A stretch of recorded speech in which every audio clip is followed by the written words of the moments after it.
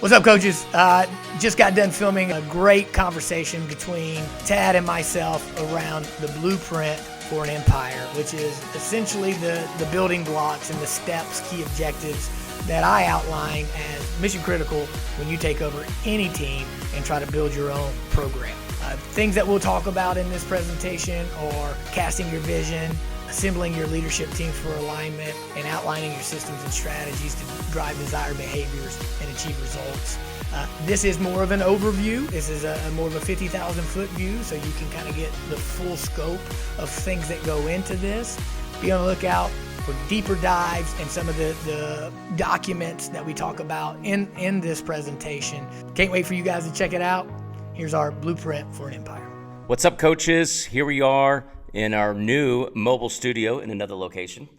Very excited today. We've been talking a lot, had a lot of great guests, and today we're now finally going to dive in. We're going to go deeper into a lot of the things that we have talked about that have really gone into building the empire and building the success for you. So I want to start with, take me back to where you were. You are interviewing for the position. What's the process going through your mind? I mean, that's a great question, and I think it's really important, for coaches to hear, because I've been, through this process a few times now, and I remember that first time, and it was just like, man, of all these things that we could do, what am I gonna focus on? So to me, what I really came down to is you've got to crystallize exactly what your program's going to be about. And essentially, once you do that and you go through this process, it essentially defines that culture that you want to stand on. And, it's kind of art, it's kind of science.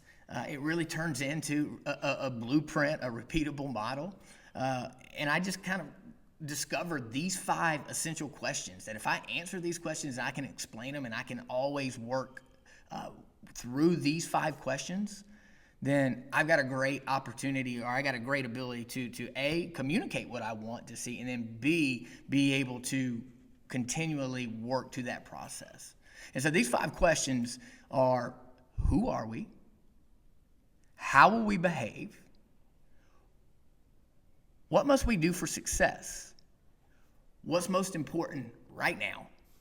And who must do what? If you can answer those 5 questions, you're going to have a really good opportunity or a really good ability to communicate exactly who you are, what you believe in, and what this program is going to be all about. So take me back to the top. Let's break each of those down. Why are we here? Exactly, right? That's the big one. That's number one, because it really is your North Star. This is what you're always chasing. This is the greater good, your purpose statement. We think about things being bigger than football. We're gonna put a lot of effort and energy in this. Well, why are we going to be willing to sacrifice so much? So you want to go big with this, and to me, I think about like what we can achieve through this great sport, and what can get kind of everybody on the same page and behind it. So my statement for that was we're trying to build young men of integrity. Young men who are going to be better husbands and fathers one day because of this sport. Young men who are going to go out and make positive impacts in their community, in their society, who are going to be able to make better decisions and work relentlessly, at just the greater good. And I really believe, team sports can help young men, get, the values that can help them become that. And the second one you mentioned is we now have to define how we will behave. So how we will behave. So again, I kind of referenced it earlier. Like, men of integrity doesn't just happen overnight, right? You've got to distill and instill these character traits, these values. I call it my core values. So when I think about how we want to behave, I thought back, like if somebody watched our team, for 10 minutes, what would I want them to see? And also, what is going to, which we'll get into number 3, what's also going to help us produce the results that we want, in this game. So start thinking back, and early on, you can go into a laundry list of things, and I used to have like 20 standards, and, I would fumble over and I wasn't doing a good job communicating it, and, people weren't really gravitating to it because they didn't understand, what was most important. And I realized what I was trying to do was find right answers. Oh, this sounds good. Yeah, that's right. Well, the right answer isn't what we're looking for. We're looking for your answer. What do you authentically believe in? And so I spent some time and I really distilled everything down, and I found 3 buckets that I felt like if I can master these 3 buckets that I truly believe in, and I can present them to my team and to my program, and we can all get behind this, then we've got a good opportunity to achieve our North Star. This kind of becomes our anchors, if you will. Everything's going to filter through these. Everything's going to attach back to them. And those 3 buckets to me were all about teamwork. They were all about work ethic. And it was all about, perseverance, overcoming, failure, the ability to adapt. And, so we wanted to create some language around that. So bucket 1, that teamwork piece, was band of brothers. And we're going to create a band of brothers. We're going to be great working together, tightly together. Bucket number 2, that work ethic, we call it relentless effort. Relentless effort. And we're going to identify the behaviors that we believe presents relentless effort. It's going to mean you're going to be able to delay gratification and work for these long-term goals. You're going to be able to build a process and just work day after day for something that you can't see right now, but that you want in the long term. And then bucket number 3, we call this competitive toughness. Again, it's that grit. It's that ability to have failure and come back, to get knocked down and get back up. A lot of people say that is the most common link of successful people. That ability to not just, go out and win, but the ability to fall down and get back up. So I felt like if we could embody those 3 things, not only were we going to be probably a pretty good football team, but we were also going to have those values that were going to help these young men become men of integrity.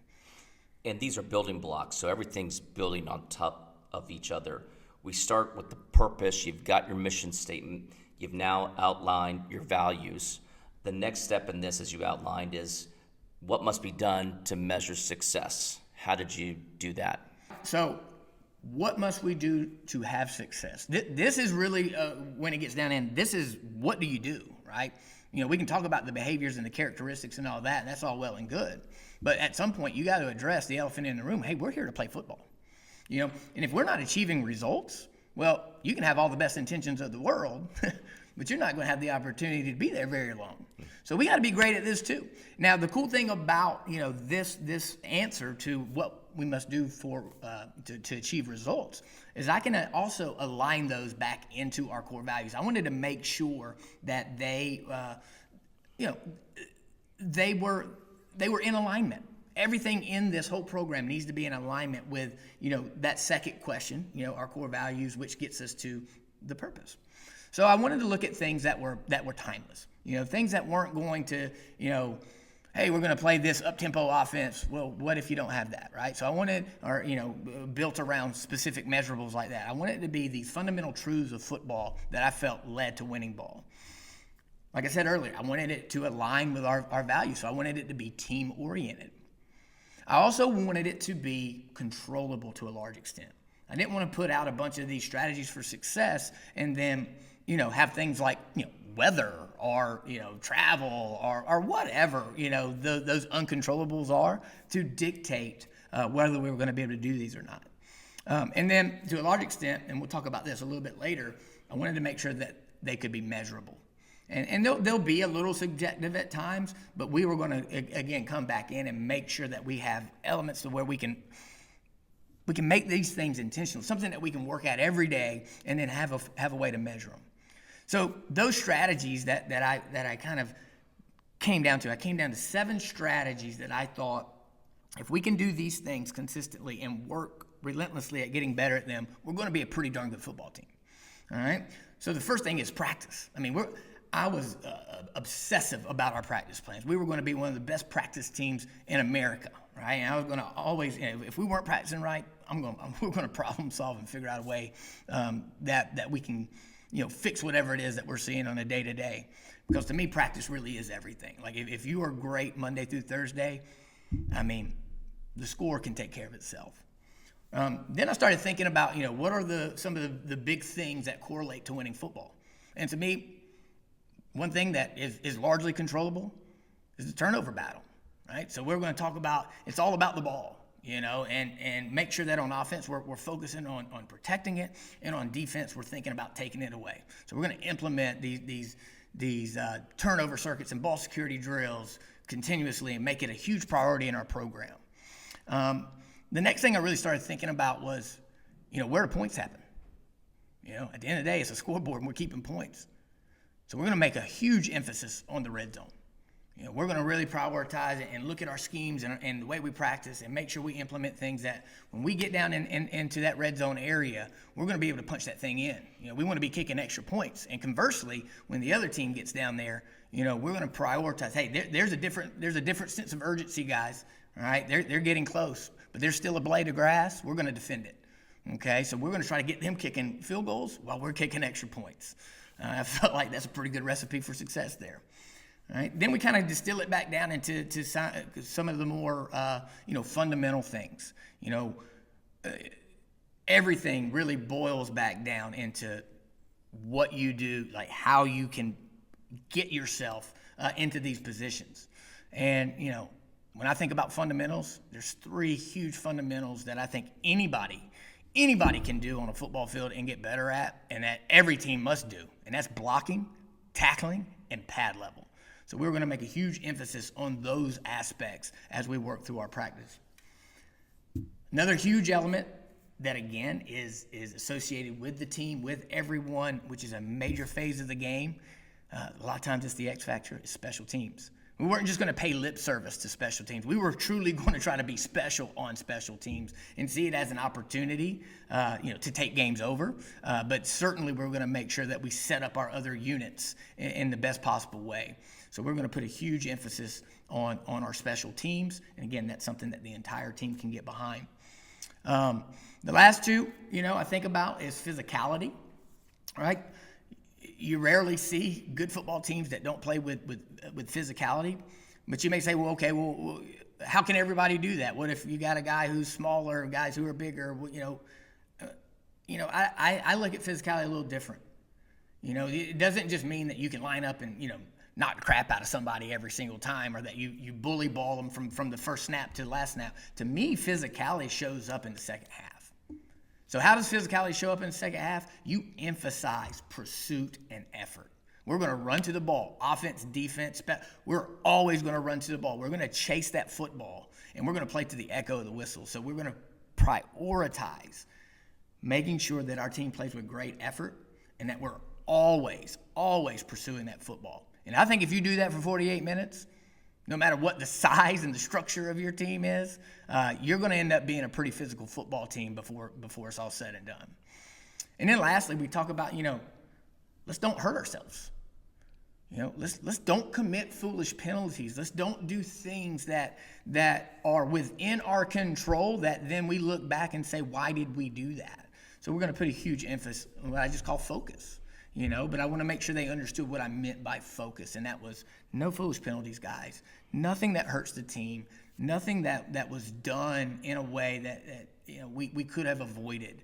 And so we're going to prioritize these 7 strategies, and I feel like if we can check these boxes throughout the week and throughout the years, we're going to have really good results on the football field. So again, we now are at a place where you outlined 5 things that need to be done to really cast your vision. The first 3 are really about defining that vision. Why are we here? That's the purpose. How will we behave? That's our value. What must be done to drive success? The last 2 really kind of now shifts into implementing that, right? So talk about step number 4 as you outline. What's most important? How do you prioritizing what's most important right now? Yeah. So, when I think about that question, one thing is it is about priorities. Okay. There's a lot of things that have to be done, but one really good strategy for success within any organization or within yourself is to be able to sit back and say, okay, where are we at right now? What are all the factors at play? What one thing, if we have to distill it down to one thing, what must we do or not do? Whatever it is.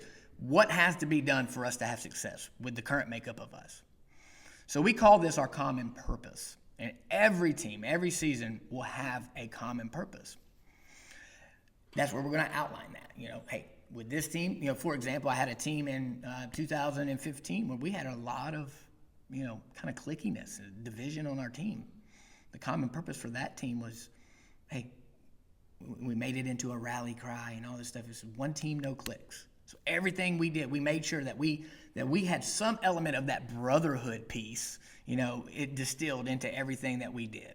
So that we were going to make sure that we solved this kind of clickiness thing. And that's just one kind of example. Every season will have its own unique challenges. The other piece about this common purpose is it also, like I said, everything aligns kind of back to that second question, those core values. We're going to make sure that this common purpose is aligned with those things. Another element of this common purpose that I think is really, really critical is, you have a program that's set on values and is set on these philosophies that I've outlined earlier. These things don't change. You inherit those. But you want to have some ownership within each team because every season has a unique team that is in existence only for this moment. It never was before and it never will be again. So you need to find a way for them to have some ownership into these program values. So by establishing this common purpose, which I say it kind of becomes your rally cry for the season, it forms kind of a team identity. It gives them an ability to find their own kind of brick in the wall that you are building as a program. So this always became a really, really important process for us, and we would, use our leadership teams, both from the staff and the players, and we would define a common purpose and distill it down into actionable statements every single year. So let's talk about what do you do to drive ownership and buy-in? So that brings us to the fifth question, right? Who must do what? Okay, who must do what?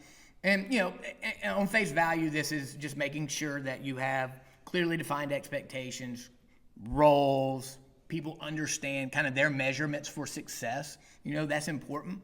But also think about it too, kind of what you alluded to. This is how you kind of create that ownership and that buy-in to the bigger thing. You want to make sure that people not just understand their role, but they own it. And I heard something a real long time ago and it stuck with me.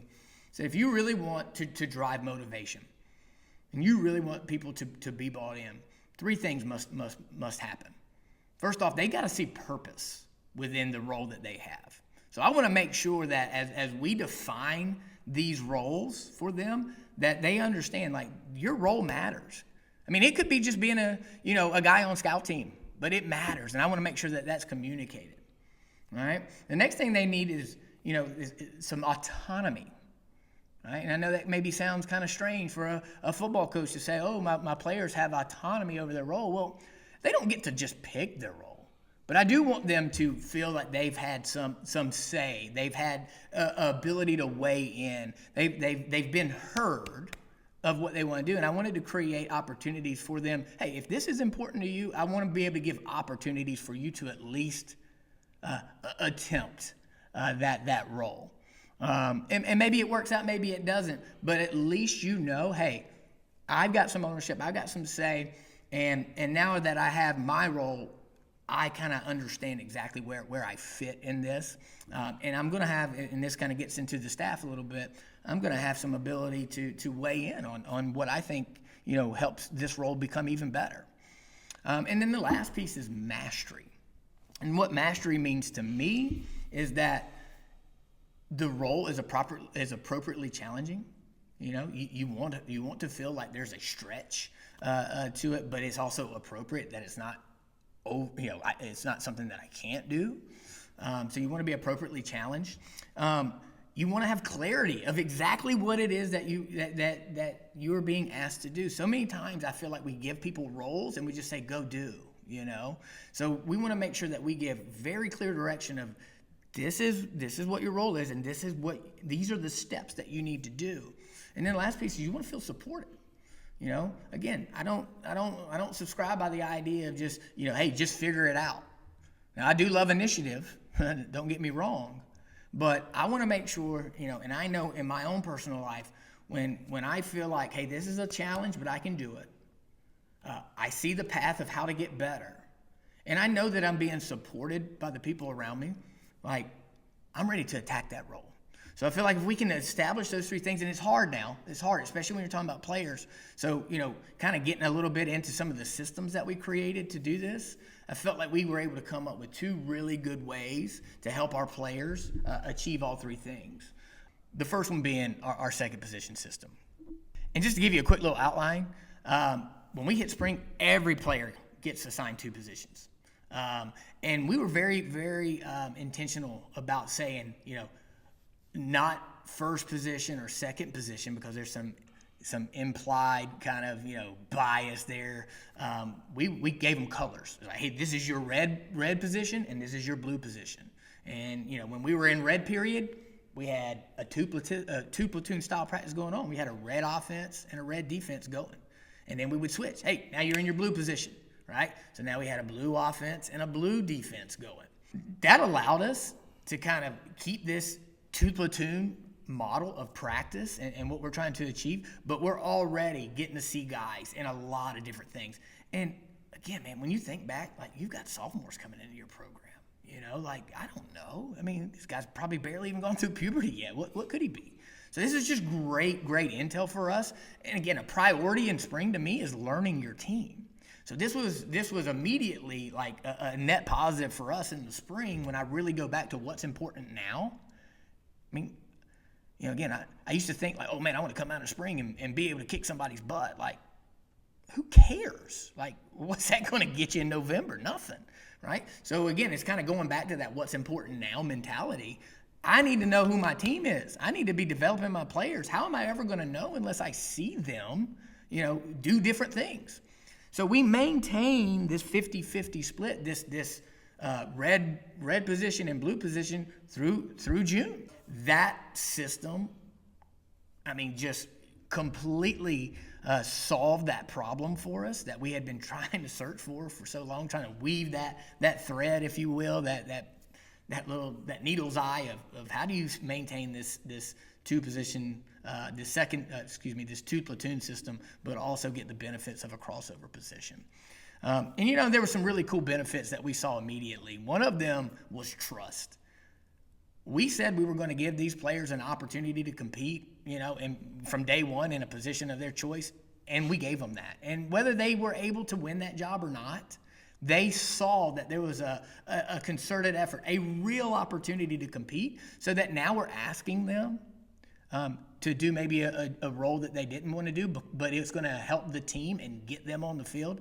They were much more committed to accepting that opportunity. Again, the versatility that we created through our team, off the charts. We were able to really utilize guys in a lot of different ways. We were able to bring defensive guys over to offense, offensive guys over to defense. Even within our position groups, maybe a receiver playing some running back. We just had so much more at our disposal. And another piece of that, man, the competition.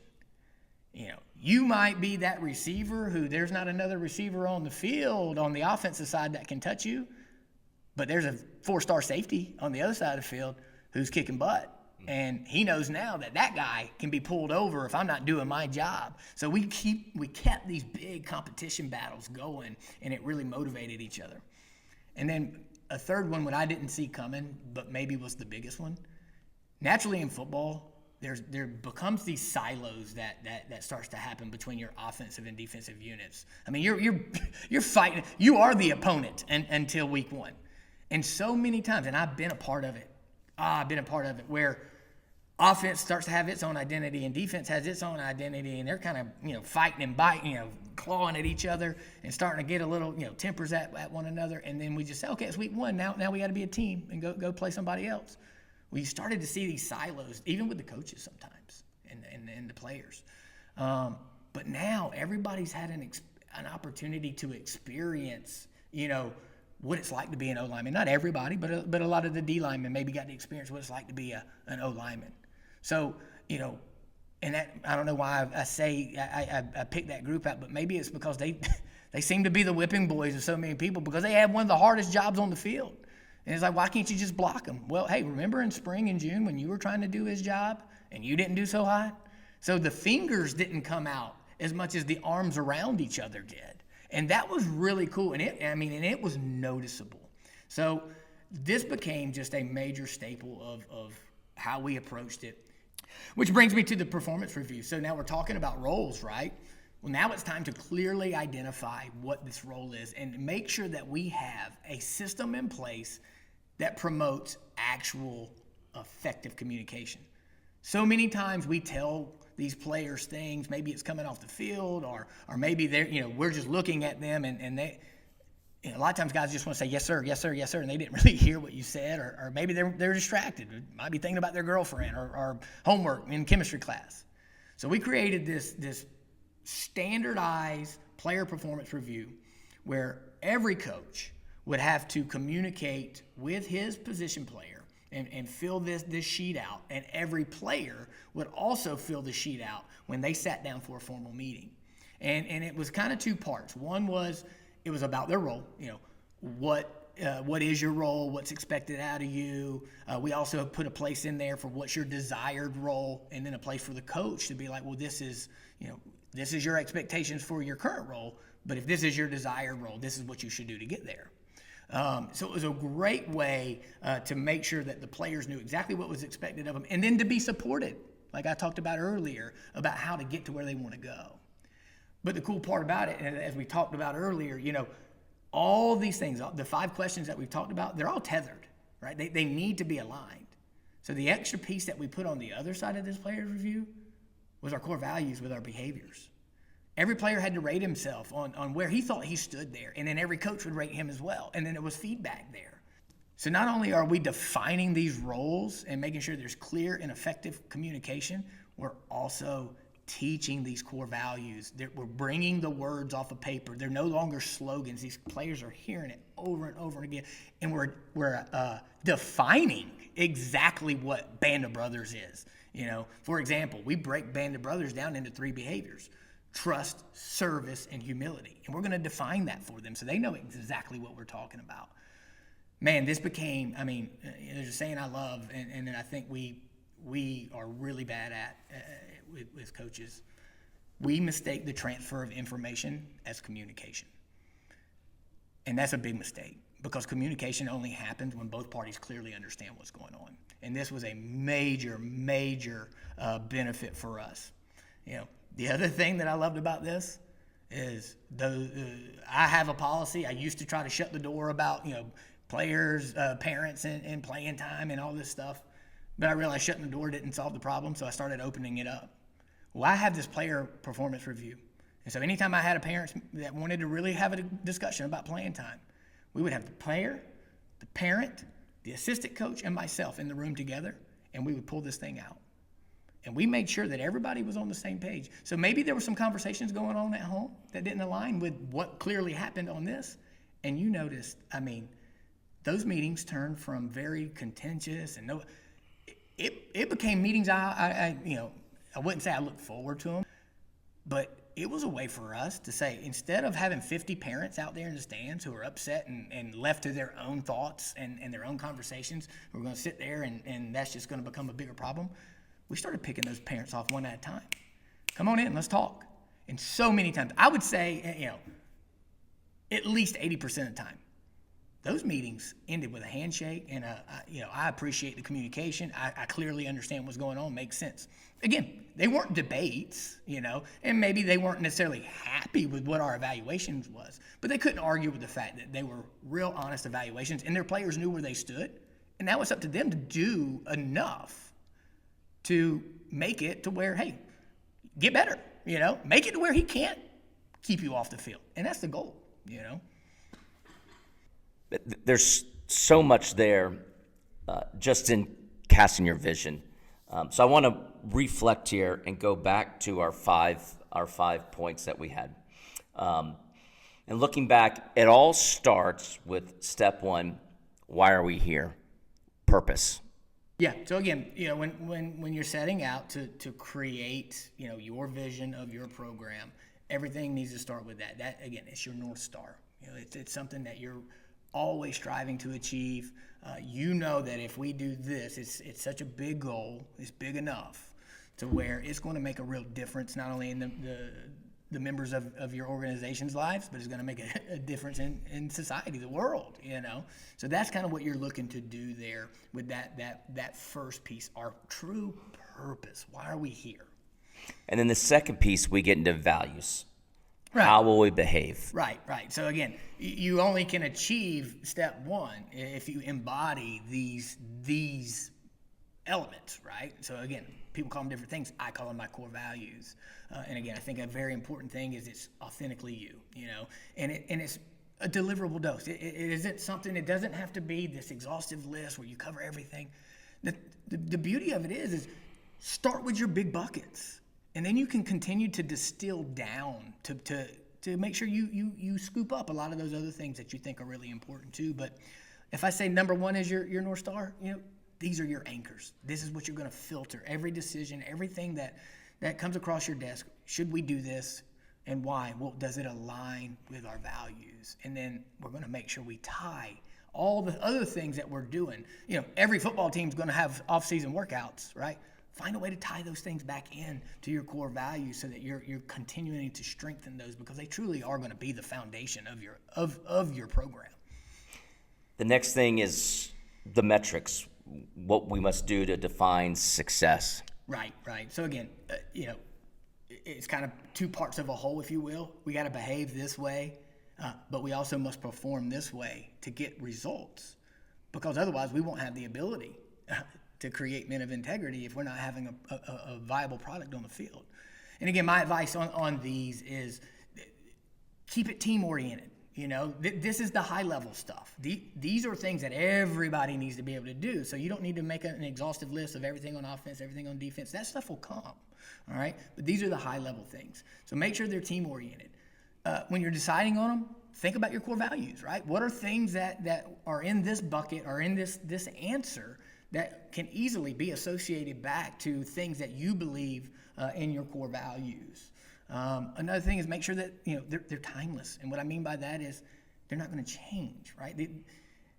There's fads and there's trends in football that are awesome at producing results, so that you're going to identify that in your schemes with your offense and your defense. These are things that are going to stand the test of time. You're always going to be able to come back to these, and they're going to continue to produce results. And then we start to transition to implementing this vision. So the next step is what's most important now. Right. And again, prioritizing what's most important, every phase is an important thing. But when I think about what's most important now, this was the way that we were able to take each individual team. Again, they're going to inherit a program. They don't have ownership of that program. They're a part of it. They need to feel some ownership in this team that's going to exist one time ever. This is the only time this team will be together. It's going to have its own collection of flaws and strengths and a team spirit, if you will. This is your rallying cry, right? This is the thing that you're going to identify as if there's one thing that we need to make sure that we achieve this season for success, we got to hit this first. And it can be a good thing, or it can be something that let's fix something that's wrong, or let's really lean into something that's right. And so again, I found that ownership that those players could have with that really got them to feel like, use this analogy, this is my brick in the wall of what this program is going to be. And that takes us to our last point here, which is who must do what and getting that ownership and buy-in. Yeah, who must do what. And again, this is where it really gets lengthy. You're going to have a ton of systems and strategies that build into all this stuff. But just making sure that everybody in your organization, they clearly understand the purpose of their role, right? They feel like they have some ownership into that role. Right, and they understand how to be successful in that role, and that role is matched to their strengths, and their weaknesses. It wants to be challenging enough, but at the same time, it can't be so challenging that they don't feel like they can get it done. And so I feel like as long as you do a great job of having those conversations and setting those parameters, people can really get behind doing what's needed of them to help this team be successful. Mm-hmm. And keep in mind, all of these 5 steps are happening during the interview process. Right. Now, you again, you're not going to be able to. Don't think that you have to have this exhaustive list that answers everything. Think of it like building a house, right? These are the studs. This is the foundation. This is the blueprint of what we're going to do. Now I'm going to have to go out, once we put our feet on campus, and now we got to start implementing these things, and then we're going to start bringing in our leadership teams, and we're going to start talking and evolving all these things, because this is my vision. I got to also make sure I leave it broad enough so that other people can now have way in and find their way into to helping me build this house. This is just a blueprint, guys. The paint color, the way we organize the furniture, where we put that bathroom, that we got to work together on figuring those things out. And we're going to stop right here because I think this is a great conclusion to this the first segment of this class. We're going to pick up with part 2 next time, and that's going to be, now we have to build the foundation of the blueprint that you just laid out. So thank you so much for your time, all the insight, and coaches out there, look forward to part 2 on the blueprint for an empire.